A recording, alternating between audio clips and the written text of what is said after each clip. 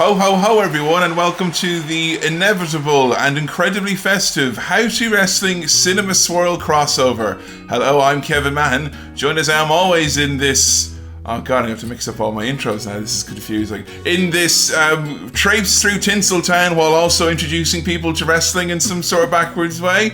I'm joined of course by my OTP Joe Graham and my girlfriend Sam Chaplin. Welcome to you both to this How2Swirl special bonanza as we're going to review How2 Muscles. Hello! Hello! How are things? Good. Yeah? How are you, Sam? I'm okay, thank you. Are you excited to do a crossover podcast? Love it. With How2 Wrestling? Yeah. Now, this is interesting because last time we did a crossover podcast, you weren't watching wrestling that much, so I think you were almost wary or didn't know much about at your podcast. I was slagging it off. You did slag it off. Slagged it off so much that we gave you your own podcast. And but How2 Wrestling you're obviously familiar with? Yeah. Has it helped you in any way? Still been slagging it off, but still having a go. But I have the knowledge base behind it to be like, this is poor, and I know why. And Joanna Graham. Joe, hello, how are you? Hello, I'm well. Isn't this weird for you appearing on Cinema Swirl? I feel so honoured. I don't know if you know this about me, I'm a big fan of Cinema Swirl. Really? I've never told you to your face ever. I don't want to scare up any big egos. No. But now that a girl likes Cinema Swirl, that's fucking awesome. We're quids in, you know. Don't tell anyone, and please cut this out of the recording. So tell me, you actually have a murky past associated with Cinema Swirl, though, have you not? A murky past? Well, I mean, shrouded in mystery and subterfuge and whatnot. I'm Joe the intern. You're the oft referred to, Joe. I don't oft refer to. Recurring character referred to in mumbled, hasty voices. Joe the intern was responsible for most of Cinema Swirl's social media. Some social media. The logo. And, the logo, the design, making me and Sam actually look cute as opposed to the monstrous men that we actually are. Yeah. I think if the logo for the podcast was just a photo of me and you, we'd have no listeners. No, exactly. I mean, we wouldn't be able to compete with the likes of Mark Kermode with our actual true forms, you know? No. I mean, if Joe does the design for Mark Kermode, then we know we're truly snookered. We're snookered good and proper. Mark Kermode, if you're listening... Any price, just saying. Sell us out, man. That's not so sorry. Cool. Seriously. I'm downgrading you from OTP to girlfriend after that. So tell me, you also were involved, of course, in doing animations and whatnot as well. Oh, yeah, I forgot about them. Yeah, I forgot about that. Actually, there's another one still to come out. I'm not finished yet. See, this is good. This has always been my dream, okay, is to start up a series of podcasts and make the people on those podcasts be fans of the other podcasts. Yeah. Which means I don't have to worry about building or maintaining an audience at all, as long as you guys listen to the other ones. You just keep making podcasts and introducing everyone to exactly. podcasts. Now, you might think I'm looking at two people who are very close and near and dear in my life, and you are very much so, but what I'm looking at here is two guaranteed listeners for Cinema Swirl and How2 Wrestling, respectively. Yeah. And that will never go away. Okay. The movie du jour is an interesting one. Joe, you suggested this one, I think, originally. I found it on one of the Facebook groups I'm a fan of. Someone posted it as a joke, like, check out this fucking awful movie. I mean, in terms of Christmas movies, yeah, and people have been clamouring for me and Sam to look at Christmas movies. Yeah. There was a lot of ones that... You've not seen many Christmas films, have you, mate? No, not a whole bunch. You've not seen Jingle All the Way? No, I don't think so. You've not seen Miracle on 34th Street? No. I've not seen that. You've not seen Dudley Moore's The Santa Claus Movie? No. I've not seen that. Oh man, it's amazing. The bad guy eats candy canes and floats away in the end. To this day, I've never eaten a candy cane as a result, you know? Well, no, neither of us are going to watch it. But Santa with Muscles, why was it that this felt like it was a good idea for us to all review? I think because we've all... I'm trying to figure out, I didn't fucking pick this shit. You two have dropped me right in this. Well, it's Hulk Hogan, one. We all know about Hulk Hogan. Well, I mean, yeah, because when you're doing a Christmas episode, number one... Hulk Hogan. Gotta have a racist. Yeah. I mean, it could be Hulk Hogan. Yeah, he's obviously a recognisable racist. But it's tradition to have a racist around at Christmas. You know, I mean, one of the main traditions I love about moving here to the UK is the tradition of the Christmas racist who comes in, wears the racist hat, does the dance, all that. Puts the children in a bag, takes them away, makes them Christmas racist as well. Leaves racist presents.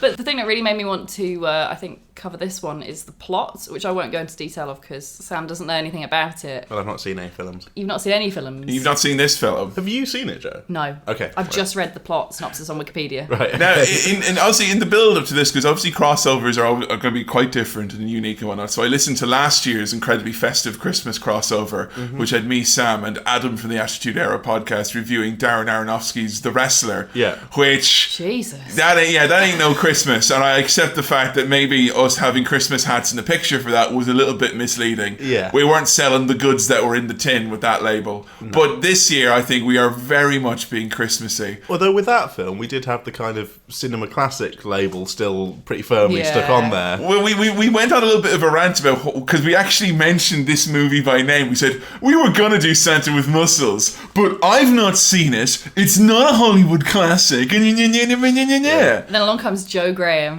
demanding we do Santa with muscles. And that, I mean, I'm sitting here now, and you might be going, Kevin Mahan, you are nothing if not a hypocrite. Well, I say back to you, it's Christmas! That's my excuse for anything now. Yeah. Okay, it's Christmas. And having discussed it with Joe the other day, I think I might have seen this. I think I might have seen this. What do you mean you might have? I might have seen, because I've seen. I know that Hogan featured prominently in the VHS selection in the local shop in Delvin in Westmeath.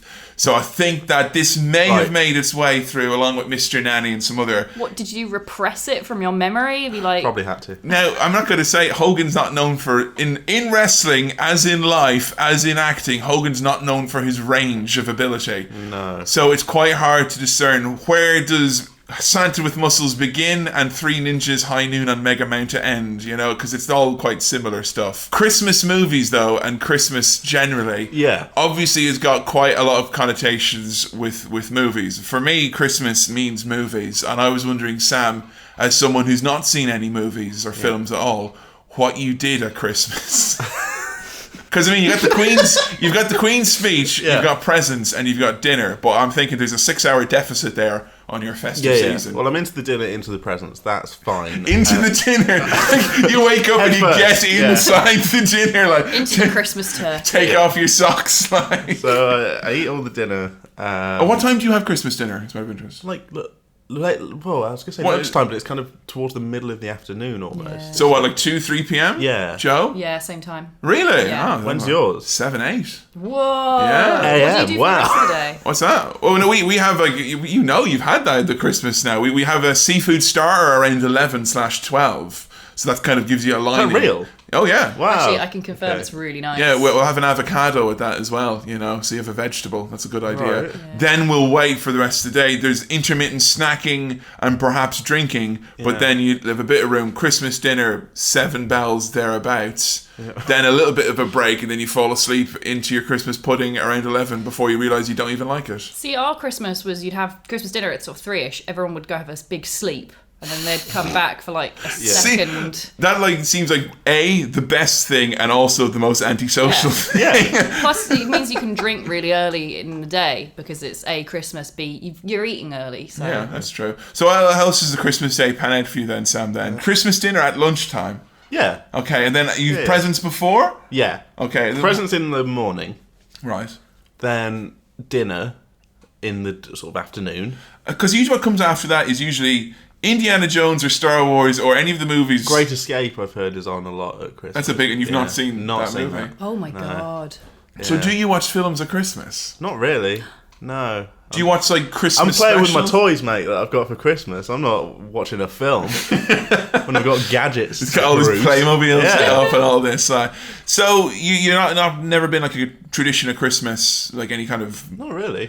Has there ever been like a movie which you kind of will watch frequently over Christmas? No, there's some Christmas films that I like. I like the Home Alones. I think I liked Elf sort of when I watched it. Will Ferrell, he's a card, isn't he? Yeah. He says some funny things, man. It was alright, that movie, I think. But aside from that, and maybe some other ones, not really my instinct is not, let's watch a Christmas movie. It's so Christmas. That's not a Sam thing then. That's a Chaplin thing. Because it's not as if like the parents are sitting around watching movies and you're going, fuck that, like, you know. No, but we also like go around to like family and see them. And So you get in the car on Christmas Day. Yeah. Wow. So there's like there's dinner and then there's off socialising with the family members. That's so weird. That's such a Protestant thing to like, you know, get up and Is move. it? It is. Because for me Get in in the Ireland, car. I mean, in Ireland, Protestant, bloody Protestant. When you go around, how else are you going to share that tiffin you've made? You know, I mean, you've got to get rid of it. I don't know somehow. what tiffin is. Yeah, I right? hadn't had tiffin until after I met Kevin. You've mentioned so introduced many me to times that like, oh, you Protestants with your tiffin. I don't know what it is. It's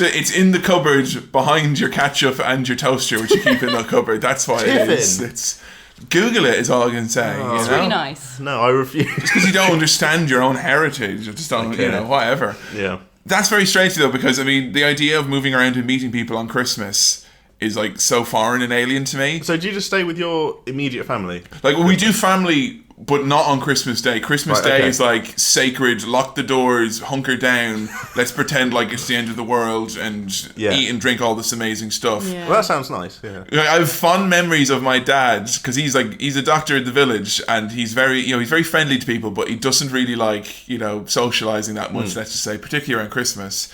And I have fond memories of my dad literally hiding behind a couch on Christmas Eve as like an old man who wants to give him a bottle of brandy and have a drink. Is like knocking on the door. My dad's like hid behind the couch, going, "Is he gone? No. Is he gone?" And he's not a mean man. He doesn't like socialize, and that's kind of trickled down for me. I think it was weird last year. Joe came to my house for Christmas. I'll be honest, it was very weird. There'd be someone there who wasn't. Okay, so that wasn't in amongst loads of other family members. Oh no. No. Okay, right. How about you then, Joe? What's the Christmas routine in the Grum household? Well, we don't really have a set. We did have a set routine, then we didn't because my parents divorced, so it was a bit like scrambled after at the age of about 15.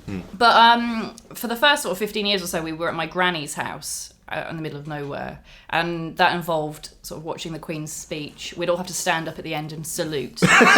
I'm not joking.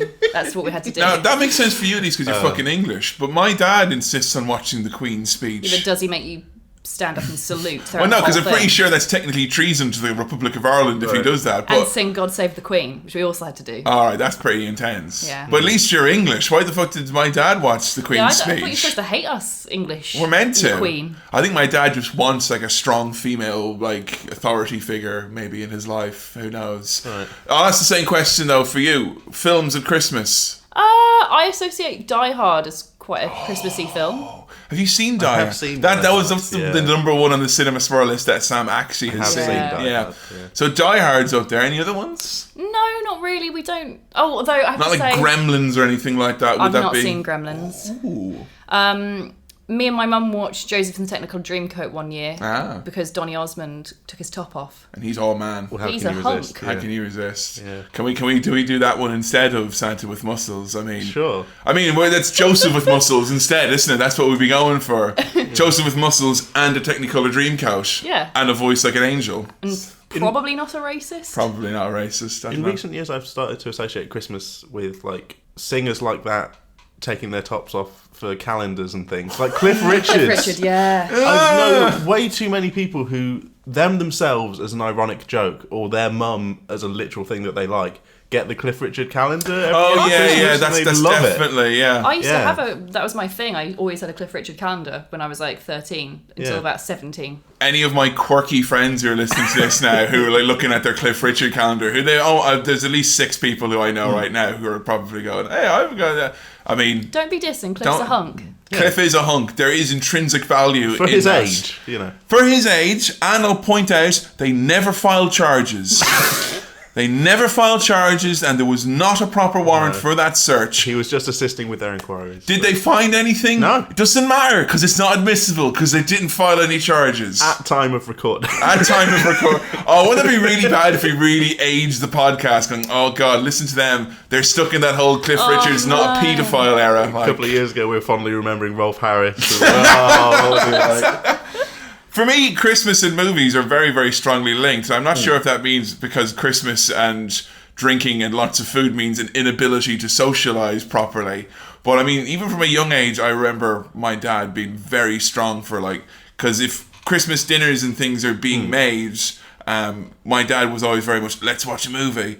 And one of the ones that we watched quite frequently was Yellow Submarine with the Beatles. That was one I remember watching every year for a few years when I was growing up. It's a cool Christmas. It is, yeah. Like things like, Monty Python movies and stuff like that. That's kind of when they'd all be busted out on VHS. Came a time though, I think around like 2004 or 5, 1 year, because Return of the King was coming out in the cinema and we had Lord of the Rings 1 and 2 on DVD. Yeah. We watched them at home and then we went to see Lord of the Rings in the cinema. So it was like a marathon, all basically. Christmas. Not all in the one day, like over the Christmas period, split up. We'd watched like 2 of the Lord of the Rings and we saw the other one in the cinema. Yeah. And then the next year, my dad wanted to watch like all the Star Wars. Like all the Star Wars. And we watched like 2. We watched the 2 that you and I have seen. But he's still in his mind that equated that we had watched all 6 Star Wars. And I swear to God, every year now, he's like a man possessed. He wants to watch a whole series. He wants to watch, we'll watch a few movies. The Matrix. We'll watch the James Bond series. Literally, that's what he's like. He's like, I ring him up and I'm like, I'm looking forward to coming for Christmas. Oh, yeah. And we'll watch every movie Stanley Kubrick has ever done. No, we fucking won't. I'm only home for 4 days. So, I mean, that's always been a little bit of a stressor for me for Christmas now, which is like my dad is just slowly building a fort out of all these DVDs, and I feel like I've got a lot of movies to get through now when we get home. He wanted to watch all the Rockies 1 year. God. Which is him basically turning around going, you know what I'd like to do? I'd like to watch a great movie and then watch a diminishing version of that movie 5 more times after that. So Christmas is also, you got one larger than life certain fellow who's involved with Christmas. Yeah. I'm talking about man Christmas himself, old John Christmas, Father Christmas, Santa Christmas. Yeah. Santa Claus. Santa with muscles? No, not Santa with muscles. Shoot Santa. Minus muscles. Okay. Regular Santa Claus. Plain old Santa. Plain old Santa. Ready salted Santa. Now, where I grew up, people called him Santy. Right. Santy. Santy's coming. You have to be good for Santy. Or... Well, adults, when they refer about it to a child, go, oh, and Santy's going, Santy! Now, I'm just saying it right now, right? Was there some sort of law that when Ireland broke away from England that we lost the rights to Santa and we had to have fucking bootleg knockoff? So. Santy! It's like you've gone to a different Christmas promotion. And you've got to slightly change your name. So Vince McMahon owns the rights to Santa, so we have to be Santy. Yeah. It sounds like kind of like a place where you used to be able to buy hi-fis and socket sets and lamps and phones that has since went bankrupt. Go down Santy, they'll have it. Pop down Santy, buy me like 24 AA batteries and maybe a dashboard mounted sat nav, you know, for the car. But yeah, that's what we had. We had Santy. Right. Santa, Father Christmas, what did you call him? Because I'm always interested to know what English people... Did you call him Santa? Santa, Father Christmas. Did you call him Father Christmas? Yeah, sometimes. Yeah, I sometimes call him Father Christmas. Yeah.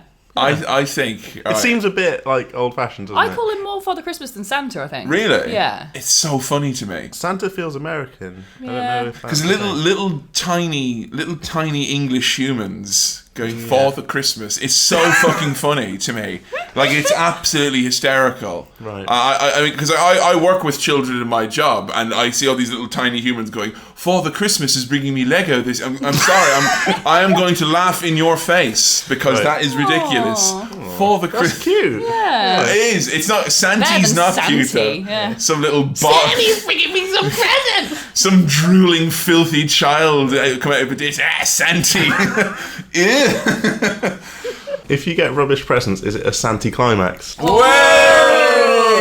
It's Christmas. That's a cracker joke right there. Seriously. When did you find out that Father Santy was not real? Not real. Not real. As in, when did you find out? Well, he's been portrayed in films. I know that. Yeah, but I mean, as in that the presents you got were not from this fictional Coca-Cola man, but an actual fact with the from... word fictional there, Kevin. No, I try to do the whole. I still believe football's coming home. But I'm not sure. I think it was like it's like the idea of 3 lines on the shirt, but instead of talking about Gazzo and Psycho, they're talking about Rudolph and Dasher and Blitzen. Talk about Rudolph. Yeah. And Dasher screaming 3 deer on a sleigh. So when did you find out that he wasn't real? I can't really remember. I think it was just like a gradual. Because that's the worst way to find out. It's like a slow reveal. Like I think when the parents expect you to find out yourself. Yeah, no one went like, just by the way, not real that Santa. It was never a moment. But you likewise, though, you never had the hand on the shoulder. Come on now, Sam. You should know. You're old enough now to know yourself. No, it was more like just. I think it got to a certain age and they just understood that I knew that wasn't a thing. That's convenient for your parents. That's like basically Yeah. your child figuring out sex for themselves independently. You don't have to have the talk. I had to do that as well. Really? Yeah. Fucking low work, like. Put my dick in a present. I don't. Is it just they just set you work to do? Like, here are the things you have to figure out today. Figure out how to ride a bike, how babies are made, and that Santa's not real. They gave me black and white photocopied hand sheets of like what to worksheets and a word bank as well, so you can fill out. Did your parents ever troll you with like leaving little hoof prints in the snow or leaving things out for Santa and stuff that would be eaten? No, I think when I did believe in our Lord and Saviour Father Christmas, that he got up on that wreath for you, honey. I went along with it. There wasn't any like fooling that needed doing. I know some families who leave out fake reindeer droppings, like they actually buy Like I like that sort deer of thing. shit. Did you put out like the carrot and that all those gimmicks then for? Because we used to do the whole fucking shit, like the carrot for Rudolph, plate of mince pies for Santa, and a bottle of Guinness as well. Jeez. That was the whole thing. Irish Christmas. Irish Christmas, right there. Yeah, Irish Christmas to be sure. Like, so I mean, did you do that? Did you leave like treats and stuff? Because I mean, cookies and milk is what you usually leave out for Santa elsewhere. Maybe once or twice, but I don't remember it that often. I just think now of all the times where my parents, because obviously the stuff was there for themselves. Yeah. They get up at 2 a.m. They lay out. That's all why the Guinness gifts. was part of it. That's not traditional. Imagine though, I'll tell you right now, because I mean, even now in my 20s, I would have intestinal difficulty doing this, but I can imagine being in my 40s and cultivating an ulcer after having 2 children, having a pint of Guinness and a load of spicy mince pies at 2 a.m, and then going to sleep and waking up 3 hours later. I suppose that's dedication, isn't it? I'll be shitting black acid the next day. I'm telling you, it wouldn't be any good. Christ. So, did you ever leave anything out for Santa then, Joe? Anything like that? No, not really. Your dad has some Father Christmas-esque qualities to him. Did he ever dress up as Santa No. or do anything like that? The literal only similarity my dad has to Santa is he has a beard. He hates Christmas. He didn't take advantage of the fact that he looked like a Santa. One figure. year I kept note of the things my dad said to me on Christmas Day because he's got problems when it comes to Christmas. It's just Christmas and him don't mix at They all. don't mix. Right. He has real issues with it. And one morning I came downstairs for Christmas. He said to me, "Fuck everything. Fuck Christmas. Fuck you." In that order. Yeah. How old were you? I think I was 17, 18. I was going to say, you're old enough Okay, to be right, told that's- that yeah. then. Yeah. Nah, I was old enough. Yeah, it was Yeah. fine. Still though, that's It's not encouraging, but it's like... No, but he knew I just thought it was Okay. really funny. Yeah. because I mean, I think the closest thing I came to like there properly being some sort of upset on Christmas was I remember my brother asked for Sabutio one year from this is when we still believed in Father Santi. He asked for Sabutio, and shock horror, the couple of days before Christmas where we visited Granny, in the one time ever where a grandparent actually bought a gift that one of us wanted, and not something weird like a fucking metal detector or a sweatshirt with the Yellow Ranger on it.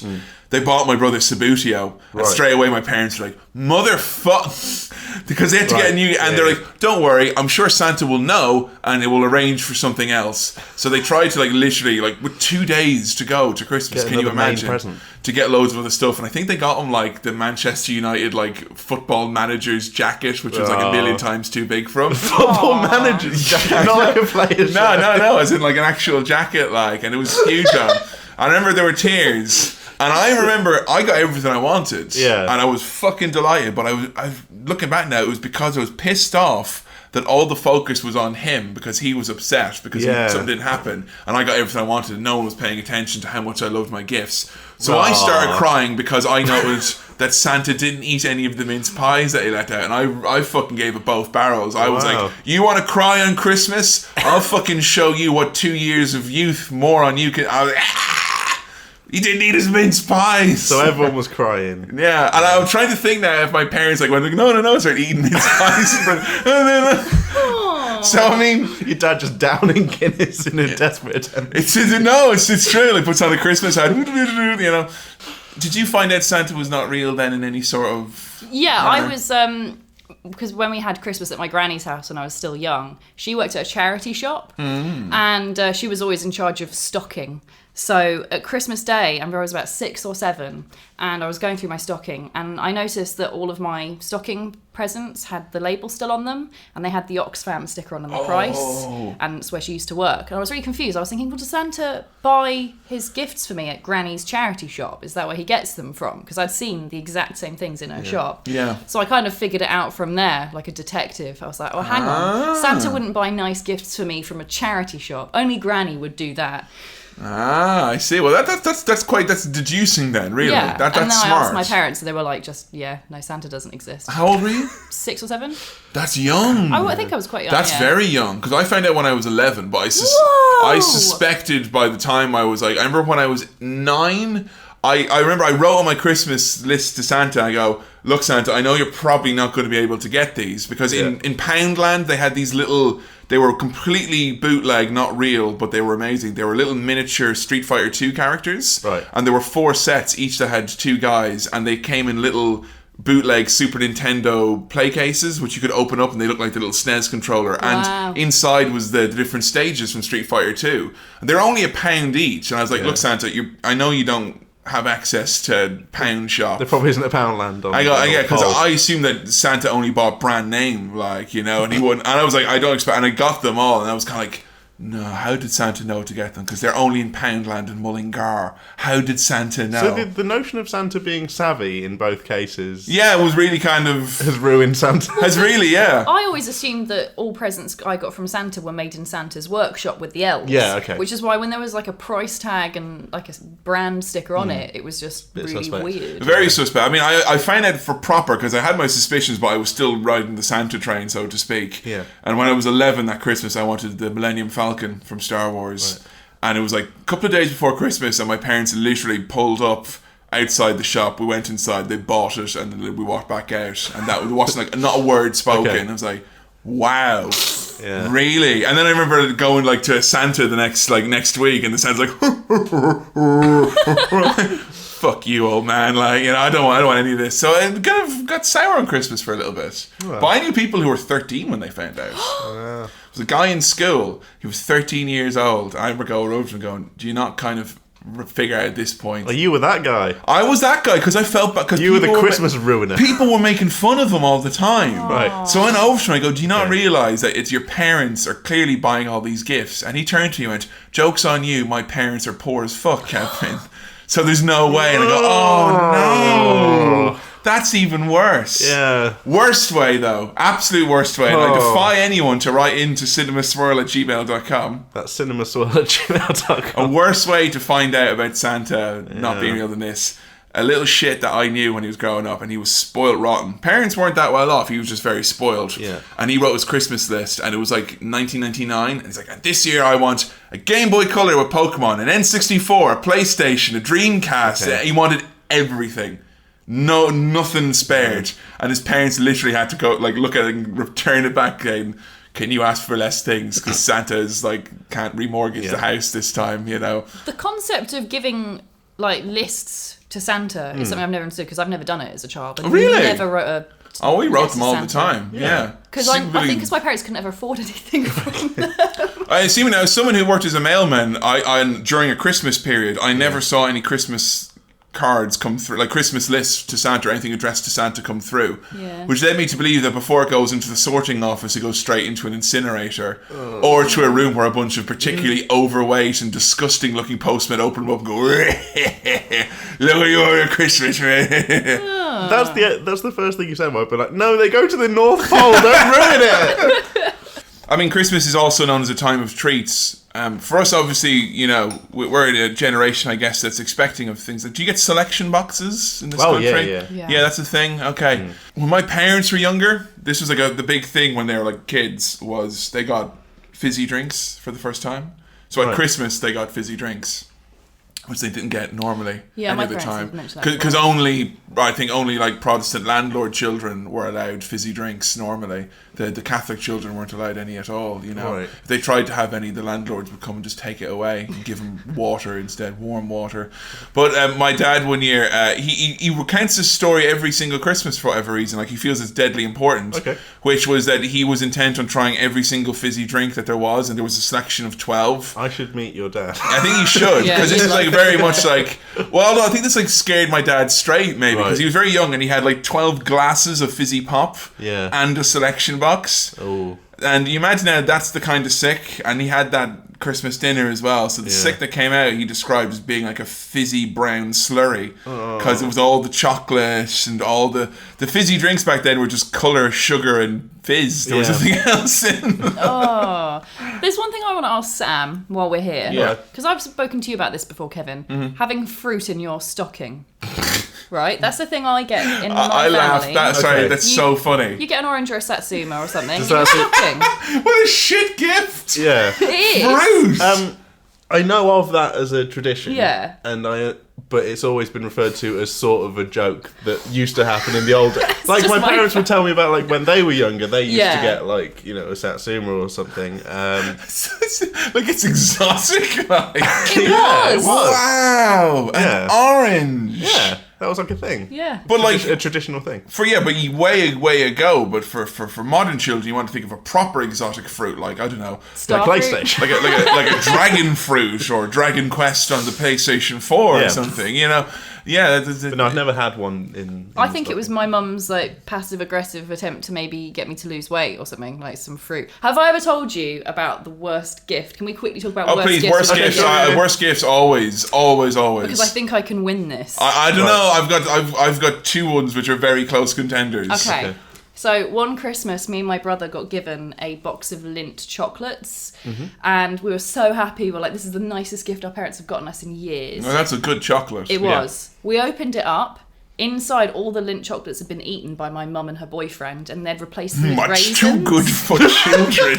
And when we asked them why they'd eaten all the chocolates They'd and replaced them with raisins. Raisins. Yeah, when we asked why, they said, "Well, you're putting on a bit of weight. Oh, Don't you think the Jesus. raisins are a bit better for you?" So you and your brother, why was this? Both had raisins. That's horrible. Yeah. That's all right, because there's a level of cruelty there. Yes. I was going to say at least they tried. What they tried to do was upset children. It caused some body issues for a I while. think an empty box would have been better than a box with raisins in Yeah, it. raisins are that's Yeah. not a festive. That's No. adding Fucking insult likes to injury, raisins. isn't it? Yeah. Worst Christmas present that you either received or know of someone receiving. Like, no, I've not had anything terrible, but I do know that one Christmas I got a T-shirt in a certain size, and then the following Christmas I got exactly the same T-shirt one size up, Oh man. which was meant in the nicest way possible, and I understand why it happened. That's fucking horrible. But though. still, just to be like, put two and two. Oh, okay. These are like, do they attach a gift card with a winking emoji on it, like kind of? No, or it was tongue just- sticking out. No one said that. I think I'm the only one who's kind of Clocked. yeah. But it was a Aw. Pepsi T-shirt, so I think it's just been like, oh, get Sam a Pepsi T-shirt as a nice stocking filler twice in a row. But in those 12 months, I thought it'd be funny if, like, you know, the one that was in the bigger size wasn't Pepsi Max because it had sugar in it. It was just Pepsi. full fat Pepsi. Full fat Pepsi, you know. I mean, the two ones that always stick with me. One was a gift from grandparents who gave me a bucket and spade. No, Now, the county of Westmeath is landlocked. Right. Is landlocked with podzol soil and minimal lakes, and is around 40 to 50 minutes from the closest stone beach, probably 2 hours from a sand beach. The only use it got was my friend had construction in their back garden, and we used the sand there to make a sand castle. there you go. That's not very good. nice. Yeah. The other one was a friend of mine on Christmas morning, aged 8, got an IOU for a Furby. Oh. Now that's fucking shit. But I remember how difficult it Furby was to get a was. Furby. And I got Yeah. a Furby just because my mum worked at Toys R Us at the time. I see. So you had the secret I had an in. insider who got me a Furby. Buzz Lightyear was the toy that everyone wanted when I was a kid. Yeah. I think I really wanted a Buzz Lightyear toy so badly. My cousin was really funny. This is like worst Christmas present, but in a different kind of way. He wanted PlayStation 2 when it was coming out. It was like Christmas 2000, I think PlayStation 2 came out. And he was so jazzed up for it. He wanted to get it. Then all the news reports started coming about how in demand it was and how few there were available and how there wasn't going to be enough for Christmas. So he said, right, I'm not going to get that. And he asked his mum to change the gift so he could get an N64. Because I had an N64 and he loved playing it. And he decided that because N64s were cheaper, he was going to get all these games, get 4 controllers, we could all play. And he was going to get the wrestling game, going to get No Mercy, Mario Kart. And he was so excited. And what did he open on Christmas morning? A PlayStation 2 with 1 controller and no memory card and no games. No, but that's still good, though. He didn't get a game for 2 weeks because there were none of them available. So he literally sat there. It was like, oh wow, you got a PlayStation. Wow, look at it there. Let's look at the menu. Bit of a shame we haven't got a memory card. Yeah. Have we got a DVD? I think my dad's got a Tommy Tiernan DVD. Let's put that on. Way menu selection, lads. So yeah, that's a good Christmas chat then, I think. I mean, maybe we've covered the Santa part. Now let's cover the muscles part. Now, Joe, obviously you have had extensive exposure to Mr. Hulk Hogan. Yeah. Since starting How2 Wrestling, he was one that was going to be a big name on our list. He's one of the biggest names in wrestling. In fact, I think we found out he was a racist while in Ireland. It was like 2 weeks after the first episode. It was like the first episode or 2 episodes came out, then Hulk Hogan was a racist. It was basically like finding out George Lucas was a paedophile after doing 2 episodes of Cinema Swirl. It was a shock to the foundation. Which is not the case. That's completely a hypothetical scenario, you know? And they've not been into his house and he was just aiding with their investigation, okay? Yeah. So any other thoughts on Hogan? I mean, how have you settled with Hogan now that the racist dust has settled a little bit and he's trying to come back into the world of wrestling?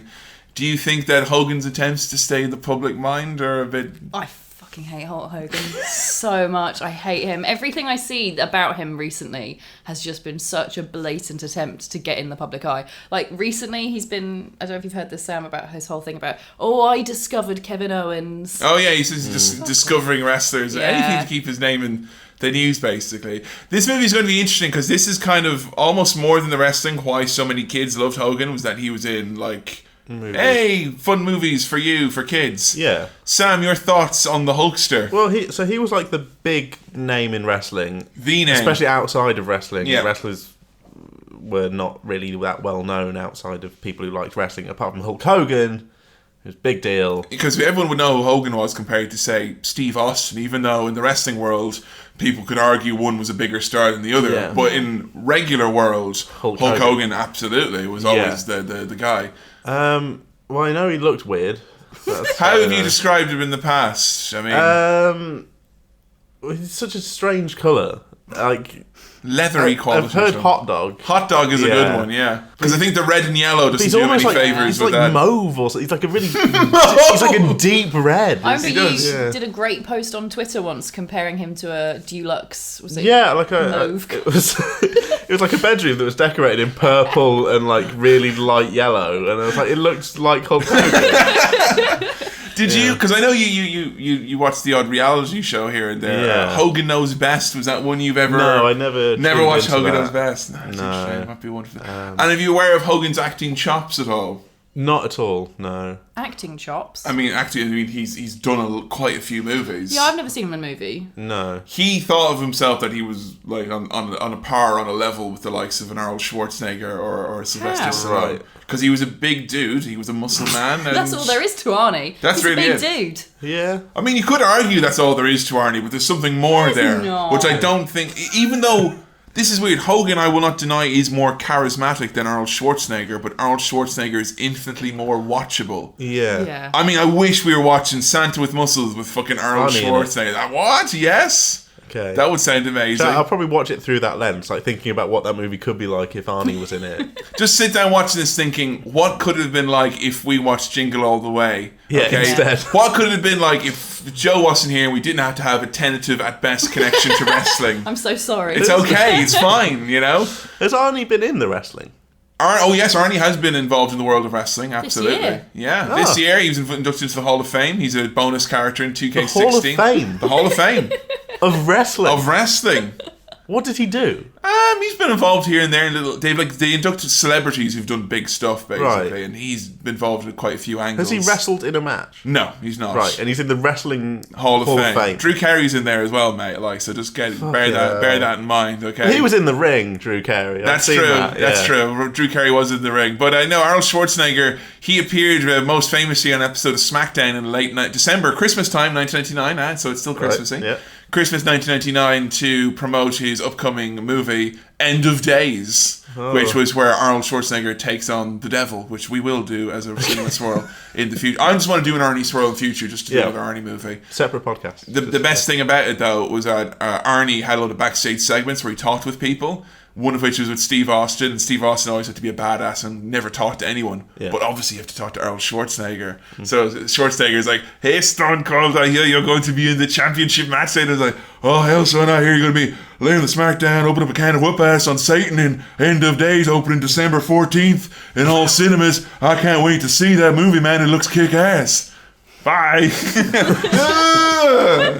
And then he ran in and he bet up Triple H and then grabbed the headsets and commentary went, "He was running around interfering in matches over there." You know, so he did some stuff. He's been involved in wrestling. Not involved in this movie. No. This movie looks like a movie that Arnold Schwarzenegger probably rejected and said, "You know what, actually I think this is more of a Hulk Hogan movie." They worked their way down the list and found Hulk Hogan at the bottom. Hulk Hogan, right at the bottom. The synopsis. Devin, do you actually know about what happens in this movie? I'm assuming that Hulk Hogan is either some sort of military or some reason that explains why he has muscles, and gets involved in some sort of mix-up where he has to pretend that he's either Santa, a mall Santa, or help actual Santa and some kids and maintain this charade, all the while fighting off some sort of real evil, like a terrorist or a baddie who's trying to ruin Christmas or blow up something, and Hogan has to try and spin those plates, brother. It's a straight-up wrestling match between Hulk Hogan and the Grinch. I think so.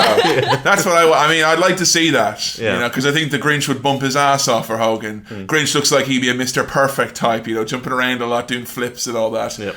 Are you excited to watch this movie? Yeah. Kind of. Joe? I've been excited to watch this movie since I first heard about it, which was like 2 years ago. I'll be honest, you've been a very strong advocate for it. You were disappointed when we didn't do this last year. But I think I'm the only person out of our friendship group who's actually read what happens in it. Okay. And I can say I don't think Arnie would ever have agreed to do this because it's far too weird. Now, we didn't pick this up from the local DVD shop. No. It's one of those movies. Right now, I don't think this is a Stone Cold classic movie that everyone loves. I've got a certain feeling that it's shit. Remember, it's Christmas! Just remember. The reason for that is that there's certain types of movies that are just on YouTube and no one cares. No one's trying to take them down. No one's bothered. They just fucking have it. So is this on YouTube? Yeah, it's just there. The producer, the directors are either dead or in prison and they just don't have the time, or they have a different name now. Yeah. I wonder if Hulk Hogan was really proud of it, but you couldn't find it on DVD anywhere because it was so shit. He was like, I'll upload it then. Yeah, Hogan's there. Get some views, brother, then I'm going to be back on top. What you going to do when we're going to go do a Cinema Swirl?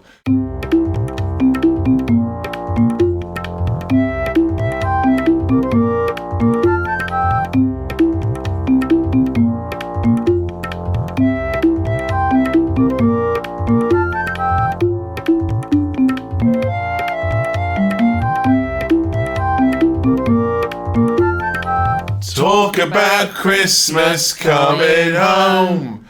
And then one night in the North Pole it was cold. There was snow and blitz and screaming 3 lights on. Santa with muscles in a white wine sauce. That was a fucking diabolical 90 minutes. I ain't getting that back. Nope. Whoa! What were your initial gut reactions, Sam? It felt longer than it was. Really went. The last 40 minutes of that were a fucking slog. Yeah. It was Christmas Day for like all the run up to it. It was like, day before Christmas, a little bit before Christmas, and Christmas Day, it was fucking 40 minutes. Yeah. They went, oh man. The start of the movie feels like an age ago. It does. It seems like a different movie. Joe, what were your initial gut reaction to Santa with Muscles? I thought it was a fun movie. A fun family romp for all the family. Ah, interesting. It was weird. It was fucking and strange. it did drag. Yeah. It was Hulk- half an hour longer than it needed to be. Hulk Hogan in the title role. How did you think he did as a leading man? Surprisingly not terrible. I didn't hate him in the role. He's Thought it was alright.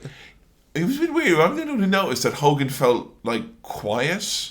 Yeah. Because you think about Hulk Hogan wrestling, you think about the real fucking piped up, fired up, and I can imagine the reason that he got all these roles was because of hulked up, fucking exploding, sweating, eyes and veins popping out of his head. He seemed a bit reserved in this. What did you think, He was Joe? probably trying to be a bit more reserved, going for the realistic element, Like a human being. I mean, I'll just say one thing. For those people thinking this is just Hulk Hogan, Christmas, and a good time, he said Monsieur more than he said brother, dude, or Jack. Yeah, he Yeah. didn't say any Monsieur? Yeah. French Hulk Hogan, like. He's not a great actor, is Hogan. He's not. It's not a But- strength. One thing that surprised me about this, straight off, I thought he was kind of hot in this movie. Explain. I don't know, it's just, I've never thought of Hulk Hogan being even remotely handsome. Was it because of the hair I think plugs? it's because of the hair, and I do like a man with a moustache. A blonde man. Well, I mean, I guess, yeah. A blonde man with a moustache. Is this what you want me to be? It's fine. Just No, say it. I'll do it. It's not really the blondness, particularly. I know he was just quite handsome in this movie, I Yeah, thought. he had like a classic Yeah. American hero look. Like Yeah. a proper, Yeah. like, typical... And Hogan wasn't bald in this movie. I mean, you No, can he say had one hair. thing about Hogan's performance here. He went into this movie not wanting to be a bald man, and I bought it that he had hair. Yeah. The whole way I through. forgot, that he was actually bald. I was trying to put my finger on how he looked so much more handsome than he does normally, but I think you're right. It's hair plugs, isn't it? Yeah. There you go. So we start off with a letter to Santa from an intoxicatingly annoying young child. Aw. Batman, you're going to do something big. What? Did you see the font they used for the intro animation for this? It was The like clip art. horror. It was serious, like horror themed. I thought it was it Santa with muscles that goes like broom, like that. I really meant like it was going to be like one of those gory Santa movies, like Sleigh Yeah. Ride or Santa versus Zombies or some such. So we get the child who very handily manages to do a lot of exposition in the opening scene, Yeah. saying that Mr. Frost is taking the orphanage away. And I will admit straight off the bat, I was very disappointed that Mr. Frost was not an ice-themed villain. No. Because I thought that is one of the classic Christmas showdowns is between Jack Frost and Santa. Christmas, yeah. Santa's like, I love Christmas. Jack Frost is like, I love it when it's cold. And Santa's like, that's not fun. This town ain't big enough. This town ain't big enough for both of us. Plus the seniors are due their fuel allowance. Get Yeah. out of here, you nasty season. But you had a nice orphanage being taken away cliche, though. If you didn't have Mr. Frost being actually made of frost, I mean, you had yeah. the orphanage was going to get closed down, which is like such a typical sad movie trope, save the day type thing. I've never seen it actually happen. Yeah, it's one of those things you hear about. Yeah. Other than the all time. Blues Brothers, which is kind of making fun of that Not trope. seen that film, Not mate. seen that film. Brothers, there. haven't seen it. But that does work off the whole, the orphanage, we have to save it. And yes, there is an orphanage. Yes, it needs to be saved. Yes, it's just before Christmas. And yes, this was right after the 1993 steroid scandal. So Hulk Hogan's 24-inch pythons are a solid 17 and a half. Around the size of my shirt length when I was really fat. That's kind of what Hogan was at here with his arms. Yeah, he looked quite slim, but in a kind of healthy way. He didn't Yeah. look really frightening. This was Hulk Hogan around Pastamania time. So to Right. explain why he was thin and on wrestling, they were like he was slimming down, having his Hulkaroos. What's Pastamania? Oh, Hulk Sam. Hogan's failed restaurant franchise. Restaurant? Yes, Pastamania. Chain of restaurants. Oh, I thought it was like tinned pasta or something that he... Well, there was promoted. tin pasta. He just sold it in a restaurant. He opened up the tin, ate his Hulkaroos, tried to explain why he had lost loads of muscle mass because he was no longer allowed to do steroids. Right. So, yeah. Wow. Bad times for Hulk Hogan. Hogan tries to go for... It really... In action movies, you always see it where people try to do anyone can do one-liners. Anyone can be Sean Connery or Arnold Schwarzenegger or Timothy Dalton. No, we got fucking Hogan here with his really lame one-liners in this movie. I started taking note of them, but after Never Stop to Smell the Roses, I gave up. That's a pretty good It was a really good one, I thought. Yeah. What? Don't stop to smell the Because roses. the guy was tending to some roses, and Hulk Hogan was in the bush like a creep. Yeah. And then he came up behind him and was like, chopped him, whatever. It's Don't Stop Smelling the Roses. Don't Stop Smelling the Roses. Otherwise, Hulk Hogan in his Desert Storm, You'll get hit. You'll get hit by him. Shoehorned in there. So we start off introduced to Hogan, and he's kind of in your stereotypical what I thought this movie would be mode, which is some sort of action man. Yeah, he's all armied up. He's got his beige on in Yeah. case he wants to go and do some war in the desert. Yeah. And we got some pound shop choreography here when you've got all these different people coming out to fight Hogan going blah. Well, speaking of Pound Shop, like each of the characters who comes to attack him is like the toys that you get in like Pound Shop collections of baddies that are not quite ones that you recognise, but It's like, okay, like a bad chef. An evil chef. It's sort of a vaguely foreign one, but it's not. You don't even know where Yeah. they're from. But the music is a bit racist. They're not from America, that's all that matters. I mean, like, you really, really think that whoever wrote this had one trick in the book, which was kids think it's funny when you beat up a bunch of people and then someone comes out and they go all, "Hoo-ah! I know some sort of martial art," and then they get hit anyway. Yeah. They're basically doing the thing from Indiana Jones where he shoots the badass. Yeah, pretty much. But they use that joke like 5 times in this movie. They love it. Kids obviously think it's hilarious when people from other countries with their cultures Show off for a bit and then just get hit quickly. Exactly, you got conservative American power in There's fighting. some proper screaming in that scene. Proper manic, Yeah. ridiculous, over the top And screaming. it wasn't like, it was just like a guy going, ah! So Hulk Hogan's character is one Blake Thorne. Yeah. He's an entrepreneur extraordinaire who has got his own brand of, like, I'm going to say supplements. I didn't want to say steroids. healthy He's like- products. Yeah, like a range of health products, like Yeah. protein powder. He has cereal. He seems to have loads of stuff. And they're all under the moniker of Blake's Way, which in fairness sounds like an after-school drama special that Hogan is in. Blake's Way. One of them was called a chest chiseler, which I particularly liked. Mass Maker I also liked as well, so... So all these people attacking him were just his mates who he likes fighting for fun. No, they're his like minions. Yeah, he They're pays his them. chef and his butler. It's implied that he's very lonely. Yeah. And I thought, wow, this is a bit of a jump. Hulk Hogan is a shill in this movie. Well, Yeah. how's he going to reach in? How's he going to draw upon his real-life experiences? he's a rich guy doing shit product placement. Do you know what's really funny? Because there was a moment or two in this movie where they were looking at, look at these wacky Blake Thorne products, and there was one, it was like bleach, and had a little Hulk Hogan head on it.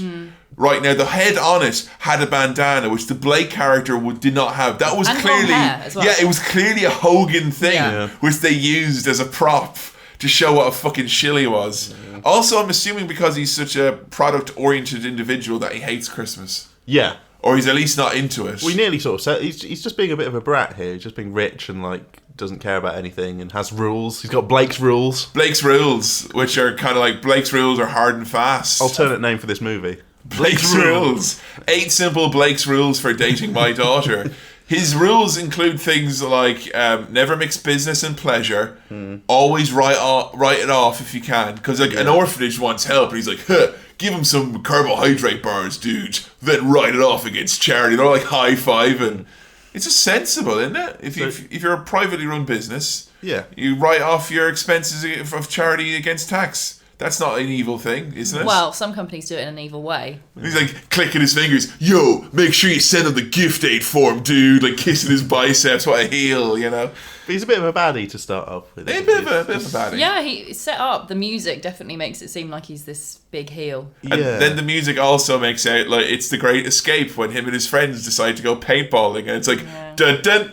Dun, dun, dun, dun, dun, dun, dun, It's so close, but dun, not- dun, dun, dun, dun, dun, dun, dun. No, that's not nearly similar enough. no, it was so similar. Like the chord progression was exactly. It's Yeah, like they've it was. changed exactly the legal amount of notes that they need to change And then to not get sued. they had heavy dialogue over the bits that sounded least like it, so it's like kind of dun dun dun dun. Well, let me tell you something, bro. But you had the d and then the other notes changed. That's enough. And That's I will not say, okay. this was the most Christmassy thing in this movie, was nearly hearing the Great Escape thing. Yeah. So they drive off to do paintballing. Just for fun, I assume. Is he just going off with his going mates off to some just Christmas have a laugh? paintballing. It's like this weird rich child just Wouldn't doing you? whatever he wants. Driving Yeah. off, it is. I mean, if I had all those Humvees and staff, that's It's like what he's I'd won do. the lottery or something. I think his staff have probably the best job though. If all you get paid is to like beat up Hulk Hogan and then go paintballing. You imagine guess, all sitting yeah. around, I've got another team building exercise today, we have to go paintballing with the boss, that's how weird that would be.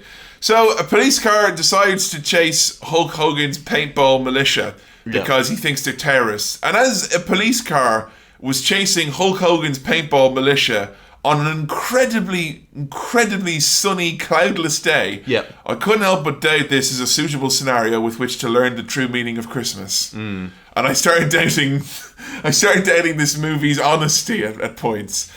I did notice as well, though, particularly with the policemen and like a gajillion characters, there were so many actors and actresses in this that I recognised.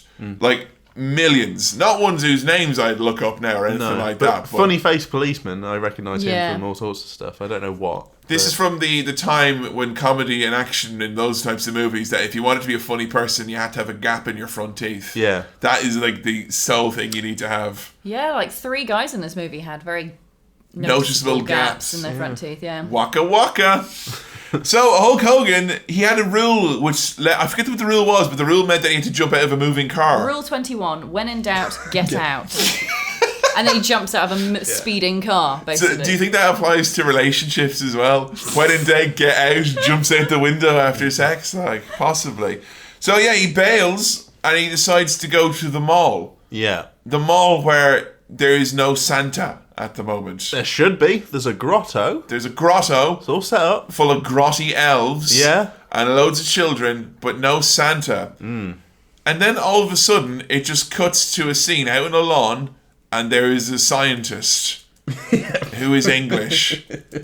And he's talking to a man who owns a shoe store, and he wants to buy his shoe store on behalf of a germaphobe named Dr. Blight. And this... No, Dr. Blight's He's the man who's trying to buy He's the English baddie. The English Yeah, baddie. the one with And long Mr. hair. Frost is Mr. the Frost big baddie. is the big baddie. who hates germs. But I just felt like there was a lot of... It felt with this English baddie, Dr. Blight, that they had a much better villain on their hands. And they only Yeah. realised that after they started filming Yeah. it. He was the most convincing character. I He was the best thing in this movie. The baddie in this, the main baddie, Mr. Frost, is staying in his house, and his house has got all these canisters that spray aerosol. Yeah. I think he loves lynx, and he's really lonely, and he wants loads of women to run towards him, like in those ads. It's not worked so far. It's quite lonely in that house. Very, very lonely. And he introduces the man who owns a shoe store. I thought the guy who was held upside down, that was Santa, and that's where he was gone. No, just a Because shoe Yeah. salesman. It was an That's old what I man who was heavy had set the with a tongue, white yeah. hair, and he's like, "Oh, we captured you," and he's like, "I'm just a Santa shoe store salesman." What? I don't think it's ever established where the original Santa actually went. Just on the Yeah, bitch, like That's like Just vanished. on IMDb. That's one of like the goofs. They don't wrap up continuity where errors. Santa is. Where was Santa? So we get introduced to a group of villains. Yeah. They're meant to be kind of like Action Man villains in that they all have a gimmick. Yeah. So there's a chemist, and he's got loads of like stinky smells, and Mm-hmm. he's got like a chemist's outfit. Yeah. And then there is a sexy electrician. Yeah. And she's She's got. not an electrician. She's Well, not there to fix the. Well, there's like What is she then? She's got electricity powers. Well, she's got all these super secret powers. Like, she's got electricity and no lines of dialogue. Yeah. And a much more sexualized outfit than anyone Did you else. notice that when they introduced her as well, they had to mention the fact that she was very beautiful? I think that's part of her weapon there. Well, I mean, if you're a child, you're not going to know, are you? You're like, this is just a lady. You're like, no, this is a beautiful lady. There's chemist. He does chemistry. There's geologist. He brushes you a bit. Seriously, what a short straw. Yeah. Because the other one's got like cool outfits with accessories. He literally just has an brush. explorer's from the 20s outfit with an archaeologist's brush. And then there's electricity lady. She is beautiful. She's beautiful. Are you implying here that they like represent the different states? You know, like heart, earth, water. Not at all. That's way too clever for this movie. These could have easily. It's a great theory, but not. It's Well, not there's worthy not of one this for water film. or fire. So. I mean, these guys. I mean, I felt bad. They could have joined up like Captain Planet as a group of villains. I thought they were a bit wasted in this movie. Well, I thought they were good wrestling gimmicks. They were so like Electricity. cartoony. geologist. I'm the geologist. I'm And gonna bury you. And I'm gonna shut down all your favourite roads to dig up for old bones you don't even care about. They've got really comic-y outfits that look properly stupid. I thought really that liked- Reminds me of early wrestling. That's true, yeah. Her outfit was really cool. Oh yeah, no, she looked cool. Oh yeah, wear that they were Yeah. definitely. They all had unique looks. If we ever want to dress up for Halloween, we could just do that for. I bags on being the geologist just in case, Yeah, right. like, you know. I'm gonna be smelly chemist. Because I mean, they're kind of like, oh, look at Kevin, he's very, very, renowned, isn't he? He went as a geologist. That's quite a thoughtful one. And then, Sam, what's your gimmick? Smelly trumps.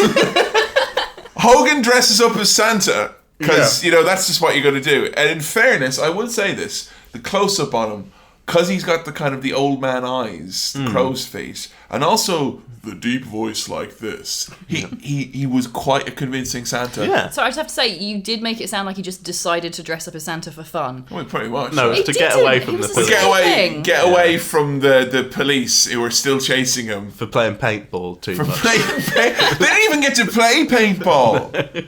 He shot one off in the car. Yeah. That was it. I mean, they did shoot the paintballs at the police. Like, Hulk doesn't give a fuck. He's a millionaire eccentric driving around shooting people with paintballs. Did you spot all the police motorcyclists doing wheelies in the background while they were racing around? No. Because they're that's how just you having a drive laugh. really Yeah, no, they were fast. going wheelies. Yeah, Yeah. They were. They obviously You paid do for. wheelies, do really quickly, yeah. You lead the front of the entourage with guys doing wheelies. Yeah. Now, obviously, this is just all based on a Bill Murray scenario where Bill goes paintballing with his friends, gets chased by the police, dresses up as Santa, and then a kid's like, "Hang on, you're Bill Murray." No one will believe you. I want Ghostbusters 2 on DVD for Christmas, please. Do you think this film would be better or worse if Bill Murray played Blake Thorne? Oh, he could have done it because Bill has played that. Guy who Yeah. doesn't understand that. I mean, Scrooge is actually one of my favorite Christmas movies because it's on Channel 4 every year, like clockwork. And one of the ghosts in it looks like Tom Waits. So I love it a lot. But I think he could have easily slipped into this role. Yeah. Maybe not Santa with muscles. No. Maybe Santa with attitude. See what I'm saying? Santa with sarcasm. Santa with jokes. Santa with truly witty observations. Yeah, that would be a better film than Santa with muscles being his gimmick. Or Just funny Santa doing the washing up. I like it if it still was his gimmick that he had big muscles somehow. Just for no... Yeah, Bill Murray with muscles. Still called Santa with muscles. Murray with muscles is what I wanted the sequel to this one, So yeah, Hogan is disguising himself as Santa. He gets knocked out Yeah, because he goes into the air vents to hide from the police. Well, it's the trash chute. The trash yeah. vent. Americans, they've got trash vents and they've got like a thing to eat trash in the sink. They're much better at getting rid of trash Yeah. than we are. You We put it in a bin like a fucking idiot. He gets like comedy trash put on him that's like Yeah. really weirdly clean trash. You know, Yeah. the kind Napkins, of slapstick trash. clean. Yeah. Like the only things we throw out are coffee grounds and banana peels and old Santas. And then he just gets a massive heavy Santa and it hits him on the head and he falls down the thing and bashes his head more. Amnesia. Amnesia plot. And this wacky elf who was once in an episode or two of Curb Your Enthusiasm, which really just made it weird to think this lad has acted opposite Larry David and Hulk Hogan. Wow, what a resume. And he comes over and straight away, if he's not the comedy sidekick, I was going to eat my hat because he was kind of slightly no good. Could have easily been played by Rob Schneider. And he takes his wallet. And he tells him that he is Santa to convince him that. This Hulk can't remember. Hulk can't remember. So now you've got Santa, but unlike your traditional Father Christmas, he has muscles, which makes for a laugh riot situation here now, guys. Because The elevator pitch for the movie. the elevator pitch for the movie is what that was there. Yeah. So Hogan has to be Santa. Yeah. But really, we find out that he's the richest man in 10 states. 10 states. I still don't really get that. Why is it about it that doesn't... Well, how do they Which decide 10? which states? The 10 surrounding states, I guess? Okay. So like It's they a go weird there. thing to say, isn't it? They'll usually say like the tri-state area, like Right. the 3 states together, but 10 It's like states the 10 maybe... state area. Yeah. They couldn't say one of the richest men in the country, Oh, obviously. and Lenny's obviously, the elf man is in it for the money. Like, he's been offered like $50 to find Santa, Which he Easy. gets. which he gets, and also he's stolen a wallet. and he's going to try and get some money from Santa. So he's a baddie. Both of these two are kind of Well, baddies. yeah, that's what makes him like a comedy psychic, though, because he's got a dark secret. I don't really get what's in it for him after he steals the wallet. Oh, after he steals the wallet, he wants to get the. We'll get into that later, I guess. Okay. He wants to. His motivations become slightly more clear, I guess. But Hogan as Santa is off to a roaring start as he sits down into the grotto, and the first person who comes is a black child, and Hogan gives him this kind of uh-oh look, and we were all kind of like, uh-oh. Yeah, we're pausing that and screenshotting that image. All I'm saying, guys, right, because he's quite nice here, there was several characters who are of colour, all right, and if you're going to make judgments about Hogan, all right, and you're going to watch his sex tape, well, at least hear both sides of the story. Yeah. Yes, watch his sex tape. Where he literally says, I am a racist or something. Yes, and also racist things. And also racist things and racist words, and indicating that he doesn't want his daughter to ever go out with someone who's not white. Yes, watch that. Yes, by all means, watch Hogan struggle to maintain an erection because he's had too much dinner. By all means, watch that. By all means, watch him afterwards say that he feels like a fucking pig because he's eaten too much. Okay? By all means, read that. Okay? Also, by all means, read. Oh, you didn't know that bit. All I'm saying is, if you're going to watch all that and watch the deposition with him and his best friend who secretly filmed him, watch all that. But watch Santa with muscles as well. Get both sides of the story. Both sides of the story. It's only appropriate. Yep.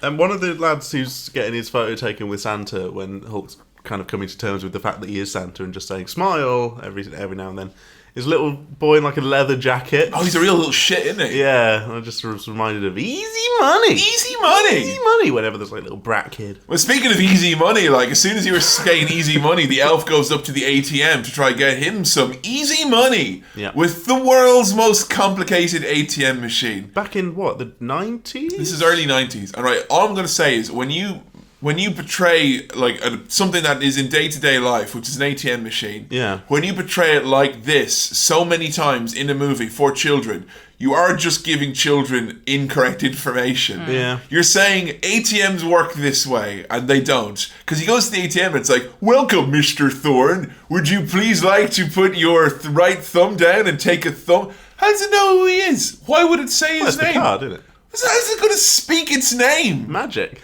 I guess because if I did it would be like, welcome Mr. Mahoon or Mahone or McMahon or whatever the fuck it is people always say my surname is. It's quite fortunate for his sake that it was a thumbprint scanner and not an actual ATM machine where you have to know the PIN. Yeah. Because like, that would have been way more difficult. Where the whole movie is just him trying to like find out his personal identification number. It's a lot harder to figure out, like, I mean, he was kind of, he put in the card going, rubbing his hands together. Just give me the money. Has this guy not got a bank account? No. Like, has he not got I don't any... think he's got a family or any kind of possessions or life. Because I was just saying all the whole He's just time, an elf. He is a sidekick, so he has no story at all, okay? There's nothing about his life other than I think he owes Mr. Frost money. He owes money and he's a bit of a character. Yeah. That's it. That's it. That's all there is to him. Stop asking questions. Two no-good punks who I can only assume were straight edge because they were wearing a Dare to Not Do Drugs and Alcohol t-shirt, which is a quite famous one. Which all the villains wear. All those villains decide to steal all the money for the orphanage to stop it being shut down. And Santa, of course, jobs out these bony jabronis in short fashion, but very slowly, as everyone slowly cheers him on. No one rings the police or the just security, chucks his lads about. throw them through things. Did Hulk do a single wrestling move in this film? He does a lot of chucking folks about and punching them. He does the chucking thing, which is kind of almost like a slam. What's his main move? The leg drop. The leg drop. The leg drop. Like you look like you jump in the air and you look like you're sitting down and you land on him. Yeah, that's it. Okay, he doesn't do that. I mean, Joe, you watched 5 or so Hulk Hogan matches. What moves did Hogan do, if you can remember? Punch. Yeah. Kick. Yeah. Punch again. Or does a rake of the back? He just rakes. That's not really. Back rake, face rake. Nice massage. It's sort of Tekken 2 type wrestler. No, absolutely kick, not. Punch again. Giving him too much credit. No, because he would do the duck kick and the jump kick, and Hogan would do neither of those. Yeah. I mean, in fairness, Hogan here, his wrestling in this movie was a lot like his IRL wrestling because he didn't leave his feet and he didn't sell for anyone, and no one got any moves in on him. So he's just punching and throwing. Punching and throwing. Okay, cool. Hogan now and then would point at a guy. He didn't do that here. Okay. But that's because Hogan didn't want to give too much away, I imagine, in the movie. So the villain in this really confuses me at quite a lengthy amount of this movie because he's intent on buying this orphanage, and it was not made clear to me why or why he had all this money. If he was actually a criminal or a businessman who had criminal dealings. I mean, were the police out to get him? Because in the end they were like, "You caught Mr. Frost and his gang," but he's clearly living in this big gaff. And everyone knows where he lives. Where did he get all his money? Yeah. Was that not explained at the very, very end? Where his money came from? Well, I know Edna mentions it at the very end. He's like, "Oh, while you've been living off all your parents' money, I've I had been to working buy it in hard scratch." Right. So this villain basically has all this from hard work. Well, that's what he says. I mean, right, hard work, and let's just say right now, okay, he's meant to be like this Howard Hughes germphobe type character in the fact that he never leaves his house, and there's like he's got all this disinfectant and all these doctors around him. Now, me and Joe were thinking maybe he had some sort of immunodeficiency. Yeah. Hard-working man with immunodeficiency trying to buy property. How is he a baddie? Yeah, he seems kind of like it's him, this guy with this immunodeficiency, against a really, really wealthy capitalist, shill. Dickhead who basically doesn't even like who Christmas. beats up his staff. And this guy who's obviously not let the fact that he's got like some sort of serious disease. He's not letting it get him down. He's not letting his diagnosis get to him. He's trying to make something of himself, and Hulk Hogan's he's got to ruin that. This film has been booked wrong. I mean, it really is. Hogan obviously came in here with his creative control and the politics brother coming in. Oh, maybe we should make this guy not, That's how it was. I was going to think, at this point, right, if you two were in this movie, you'd have to be bad guys. Yeah. Why? Because you don't know why. Sam knows why. Why do you think that is, Sam? Then I was just agreeing. he's agreeing.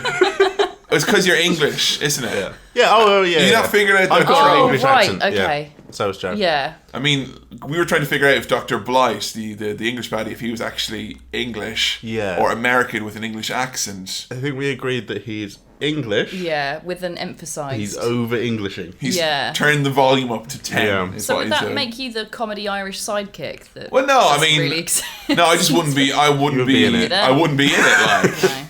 Like, why would they put me in it? They probably would have you, and then your gimmick would be you'd be one of the heels, and you'd have like leprechaun powers. Well, no. They would never. An American movie would never portray an Irish person as being a heel. They just wouldn't do that because they're obsessed with Ireland. They think it's amazing. Yeah. But likewise, they would look at me and go, "Yeah, but you're not really Irish enough." So I simply just wouldn't be in this movie. Where they look at both you and kind of go, "Oh, glasses there, evil, voice. British scientist, woman with an English voice, evil, exactly, wacky hair, evil British woman, that's where they would go." 6'5" with a massive beard and glasses. Yeah, we've got the accent. I've not got the accent though, have I? Right. When they hear that voice, they just think Nazis. If you do your English voice, if you do Father Christmas, well, that's better. There's 3 layers, Father Christmas with musculature. Baddies decide they're going to intimidate the orphanage, and the best way to do that is to steal their statue and try to kill the old black man who comes outside to try and stop them. I think one of my favourite jokes is the shaving a haircut 2-bit with you the went, spray. knock. Yeah. Fucking love that. Lovely. Best gag in the movie. Yeah. Can we please address the fact that they're driving a really shit ice cream It's van? a beige ice cream van, Like the someone least used to appetising kidnap colour. children or something. Is that the only tie to Mr. Frost?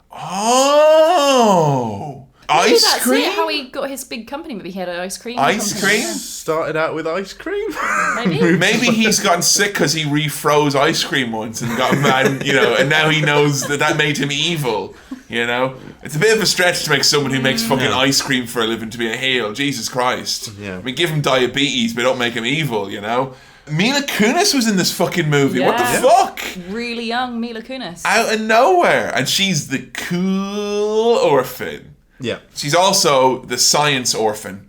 Because they kind of had to double up because they could only afford 3 child actors. Yeah, there's a whole orphanage. And a whole personality. Big building. Yeah, big building. Big building. It's got a bell tower. 3 Yeah. kids. 3 kids. And they have all the orphan tropes 2 adults. jammed into 3 kids. As well as a bell tower, didn't it also have a church Yes, inside and it? underground caverns. Was it 3 a kids. church? Yeah, there was a church in it as well. No, Yeah. church. Was the building just a church that had become no, an I think- orphanage? No, there was like a chapel within this. Yeah, Right, sometimes okay. these thing. things have built-in chapels. For 3 kids. For 3 kids. So there's the 3 kids, and Mila Kunis is pulling double duty because she's cool, Yeah. but she's also science. Yeah. Then there is mopey kids. Taylor. Yeah. Taylor. Grumpy and boy then kid. there's little kid as well, who's just there to kind Gremlin.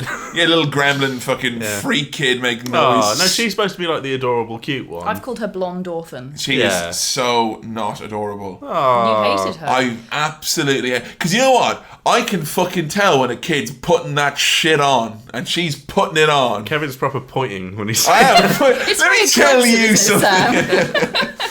I mean, there's a lot of pointing in Cinema Swirl. I just realised that. I mean, You never point in How2 Wrestling. When it's on an accusatory podcast, Cinema Swirl is very much, let me tell you something, like, you know. Yeah, they decide to chill out with the orphans and have some, like, they're staying over with them. They've been invited for dinner Santa and Elf been invited for dinner. because they saved the man's life. And if Yeah. you save him someone's life, you he get dinner. stopped the ice cream truck with his bare hands or a chain or something. Yeah.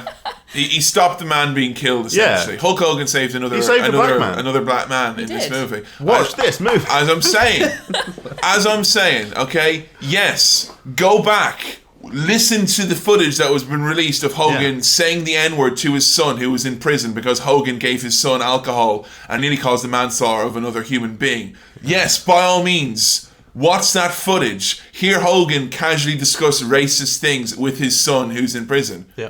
But also watch Santa with muscles. That's Yeah. always both sides. Watch him gotta- stop an ice cream truck from hitting a black man. It's really important to stay really unbiased in these situations, I feel. Hogan is not apologised about this because he's just sitting there going, look, he has. it's up on YouTube for free. You can find out for yourselves. Does he really need to apologise, though? He did save a black man's life. I mean, he's sitting here, he's going, right, Brooke wrote that poem, right? Also, Yeah. Santa with muscles gives me, free reign. So, he doesn't need to Yeah. apologise. I'm sure he did the thing where he just looked really sad about being a racist. He did No, like an he interview. released a statement where he was like, I'm sorry, I was not myself then. I'm sorry your feelings were hurt. Yeah, Yeah. that was basically it. I'm sorry you can't handle it.